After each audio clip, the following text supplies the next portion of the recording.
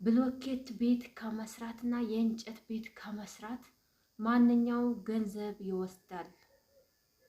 ለኛ የትኛው ነው ቀላል የሚሆንልን? ከፍቷችሁም የሰው ፊት ገርፏችሁም ያችን ያቀዳችኋትን እቅድ ማሳካት አለባችሁ ማለት ነው። ለምን መልሳችሁ እንደገና ሌላ ሀሳብ እንዳይመጣባችሁ ውጤቶች የእህትነት ምክሬ ለእናንተ የሚጠቅማችሁን ሀገር ቤት ያየሁትን ትልቅ ጉዳይ ነው የምነግራችሁ ማለት ነው። የሆነ ፕሮሰስ ጀምራችሁ ሀገር መግባት እንዳታስቡት።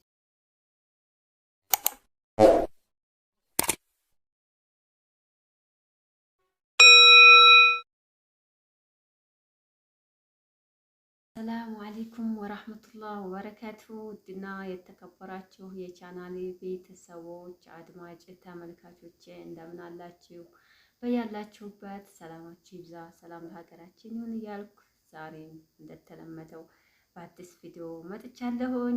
እንግዲህ ሁልጊዜ እንደምላችሁ እንዳይረሳ ማለት ነው። ሀዋይዎች እንግዲህ ግዴታ ነው ለእኔ ስለሚያስፈልገኝ የእናንተ እገዛ ለኔ ትልቅ ዋጋ አለው እና እንግዲህ ያንን የምፈልገውን ነገር ላይክ እያደረጋችሁ አግዙኝ ማለት ነው። ሀባይቤ እንግዲህ ከጀርባዬ እንደምታዩት ጀበናው ምኑም ይታያል ማለት ነው።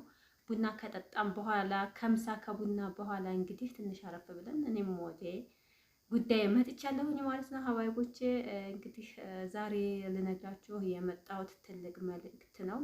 እስከ መጨረሻው ብታዳምጡት ደስ ይለኛል ማለት ነው። እኔ ሀገር ገብቼ የጸጸተኝ ሀገር ገብቼ ይህንን ነገር ባላረኩት አረብ ሀገር ሁኔ እንደዚህ አርጌ በሆነ ይጠቅመኝ ነበር፣ ተሳስቻለሁኝ፣ በጣም ትልቅ ስህተት ነው ያልኩትን ነገር ለእናንተ ልነግራችሁ ነው። ትማሩበታላችሁ፣ ይጠቅማችኋል ብዬ ነው እንግዲህ ሀባይቦቼ። እና ምንድነው አንዳንድ ጊዜ ሀገር ከገባን በኋላ በጣም ብዙ እንትን የሚለን ነገር አለ ማለት ነው። በጣም የሚቆጨንና ባልሆነ የምንለው ነገር አለ ማለት ነው። እሱ ምንድነው? እዛው አረብ ሀገር እያለን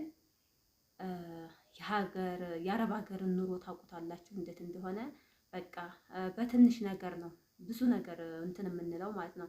ግን ምንዛሬውን የብሩን ሁኔታ ነገ ጧት ምን ይተክራል ምን ያደርጋል ብለን አናስብም። በቃ ያየነውን ነገር ሁላ መጓፈፍ ያየነውን ነገር ሁላ መግዛት በጣም ደስ ይለናል ማለት ነው።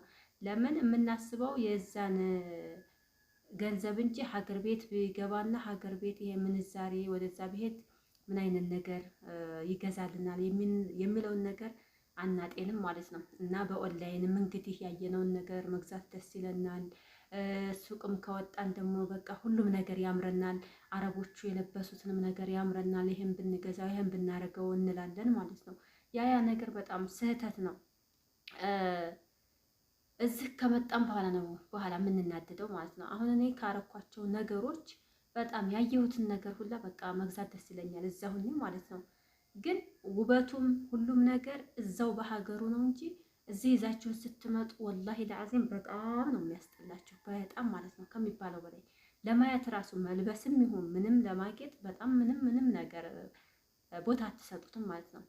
በዛው በሰዓቱና በጊዜው ሲሆን ነው። አንዳንድ ጊዜ ኮንትራት ቤት የምንሰራ ልጆች ፋሽኑ ሁሉ እንደ አዲስ ነው የሚሆንብን ማለት ነው። ያለፈውን ስናየው ለኛ አዲስ ነው የሚሆንብን። ያንን ነገር እንግዲህ ገዝተን እናስቀምጠዋለን ሳንጠቀምበት አጠራቅመን ሀገር ይዘን መጥተን እንለብሰዋለን እናጌጥበታለን ስንል በጣም ነው የሚያስጠላው ማለት ነው። በቃ ታፍራላችሁ ያንን ለብሳችሁ። ለምን እኛ ሳንጠቀምበት ያ ነገር አልፎን ነው የምናገኘው ማለት ነው። ይሄ ምንድነው? ልትለብሱት ነው ወይ ምን ልታረጉት ነው? የሆነ ነገር ይሄ እኮ አልፎበታል፣ ይሄ እኮ የስንት ዓመት ነው እንደዚህ ነው ወላሂ ለአዚም ማለት ነው ያጋጠመኝ ነገር። ለምን ሰው ጋር አልገናኝም ነበረ። በራሴ በኦንላይን ምናምን ያየኋቸው ያማሩኝን ነገሮች ይገዛው ነበር። እዚህ ስመጣ ግን ወላሂ አልተጠቀምኩባቸውም። በቃ ኤክስፓየርድ አድርገዋል ማለት ነው። እንደዛ እንዳታረጉ፣ የሆነ ያረባ ነገር ላይ ገንዘባችሁን እንዳታባክኑ ብዬ ነው። ለምን ነገ ጧት ይደክማችኋል። ነገ ጧት ሀገሬ ማለት አለና ገንዘባችሁን ቋጥራችሁ ብትይዙ ትጠቀማላችሁ ማለት ነው። የምትፈልጓቸውን ነገሮች ደግሞ ቤተሰብ ይገዛላችሁ። እኔ እንኳን ከሀገር ከገባሁ በኋላ ከወር ወር ያየሁት የገበያ ለውጥ እኔን ራሱ አሁን እዚህ ይጸጽተኛል ማለት ነው። ለምን ይሄ ነገር ውድ ነው ብዬ እተዋለሁ ማለት ነው። በሁለት ወሩ በወሩ ሂጅ ስጠይቀው እጥፍ ጨምሮ ነው የማገኘው ማለት ነው። እንደዛ እንዳይሆን እናንተ እያያችሁ ይሄ ነገር ለወደፊት ይጠቅመኛል የምትሉትን ነገር አስገዙ ማለት ነው። ስትመጡም በእጃችሁ ገንዘብ ይዛችሁ ለመግዛት በጣም ያስቸግራችኋል፣ ይወደድባችኋል። ገንዘባችሁ ከስር ከስር ያልቅባችኋል። እዛው እየሰራችሁ ከሆነ ደግሞ የምታስገዟቸው ነገሮች ምንም አትጎዱም ማለት ነው። እየተሰራ እየተተካ ስለሆነ ያ ነገር ማለት ነው። እና ሀባይቦቼ በዚህ ነገር ገንዘባችሁን እቁብ ነገር ላይ አውሉት፣ ከወጣችሁ አይቀርም።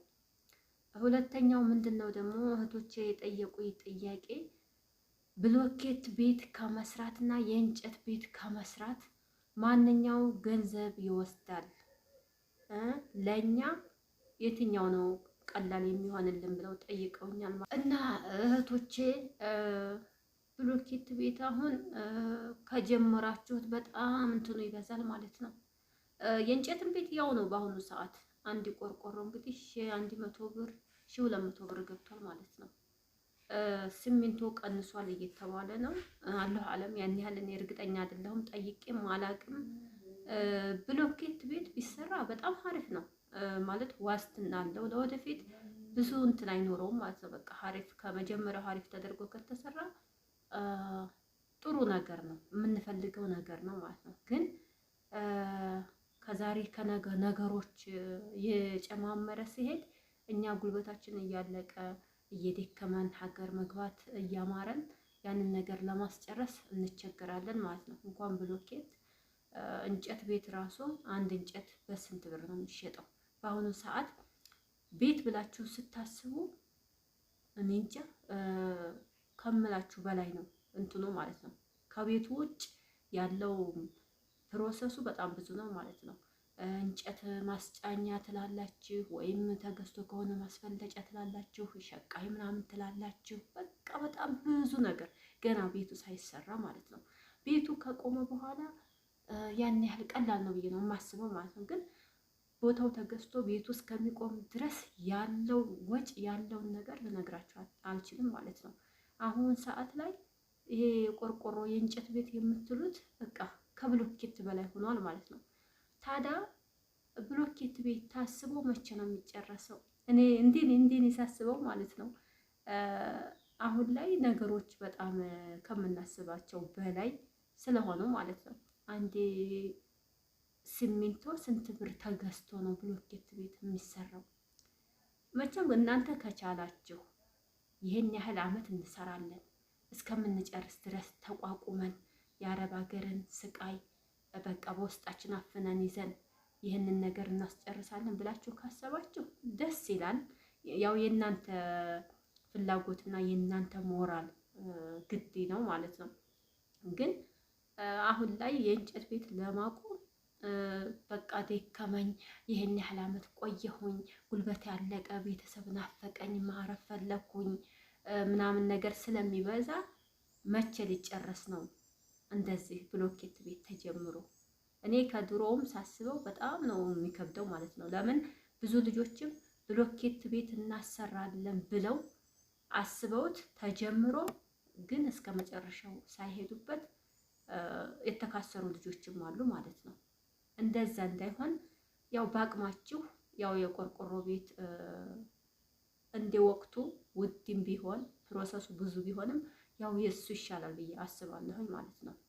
በደንብ ከተሰራ ጥሩ አናጺ ከሰራው በሀሪፍ ከተሰራ ያው በአሁኑ ሰዓት ምንድነው ቤት ከተሰራ በኋላ የእንጨቱ ቤት ራሱ ከውስጥም ይገረፋል ከውጭም ይገረፋል ማለት ነው። ያው እንደ ብሎኬት በሉት ጭቃው ከተመረገ በኋላ ተጠቅጥቆ ይገረፋል። ከዛ በኋላ እንግዲህ ጂፕሰም ምናምን ነገር ይሆናልና ያው እንደ ብሎኬት ሆኗል ማለት ነው። ለዛ ነው የቆርቆሮ ቤትም የእንጨት ቤት እንደ ብሎኬት ሆኗል የምላችሁ ማለት ነው። ያንን ነገር እንትን ካላችሁ ተተቋቋማችሁ መስራት ትችላላችሁ።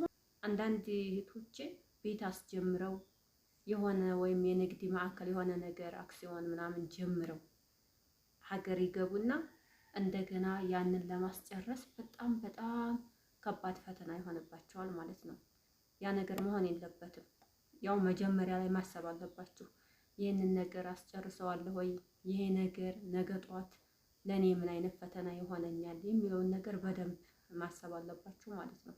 ያው በአቅማችሁ መሆን አለበት ሁሉም ነገር። ከአቅማችሁ በላይ የሆነ ነገር ውስጥ ገብታችሁ ስቃይ መከራ ከምታዩ መጀመሪያ ላይ ምንድን ነው የሚባለው? መጥኖ መደቆስ ነው የሚባለው።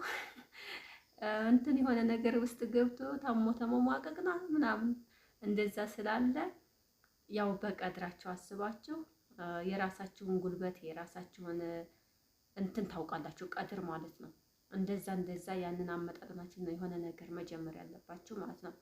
እኔ የማውቃቸው አንዳንድ ሰዎች አሉ የሆነ ነገር ውስጥ ተዘፍቀው ከዛ ለመውጣት በጣም የሚከብዳቸው አሉ ማለት ነው። መጀመሪያ ሳያስቡት ቀላል ነገር ይመስላቸዋል። ከገቡበት በኋላ መውጫው ይርቃቸዋል ማለት ነው። እንደ ቀድራችሁ እንደ ብራችሁ መሆን አለበት ሁሉም ነገር ማለት ነው። እኔ ከቀድሬ በላይ ማሰብ አልፈልግም። ከአቅሜ በላይ በአቅሜ በምችለው በቃ የሆነ ከአቅሜ በላይ በጣም የማስብ ከሆነ ነገ ጧት ራሴን ጎድቼ ነው የማገኘው ማለት ነው። ይህንን ነገር በደንብ መረዳት አለባችሁ እና ቤት ካሰባችሁ ቀጥታ ቤታችሁን ማስጨረስ ግድ ይላችኋል ማለት ነው። ቤትም አልቅሳችሁም ከፍቷችሁም የሰው ፊት ገርፏችሁም ያችን ያቀዳችኋትን እቅድ ማሳካት አለባችሁ ማለት ነው። ለምን መልሳችሁ እንደገና ሌላ ሀሳብ እንዳይመጣባችሁ ውጤቶቼ፣ የእህትነት ምክሬ ለእናንተ የሚጠቅማችሁን ሀገር ቤት ያየሁትን ትልቅ ጉዳይ ነው የምነግራችሁ ማለት ነው። በደንብ ተከታተሉኝ። የዛሬው ቪዲዮ ይሄን ይመስላል። በሌላ ቪዲዮ እስከምንገናኝ ወሰላሙ አሌይኩም ወራህመቱላሂ ወበረካቱ። መልካም ቆይታ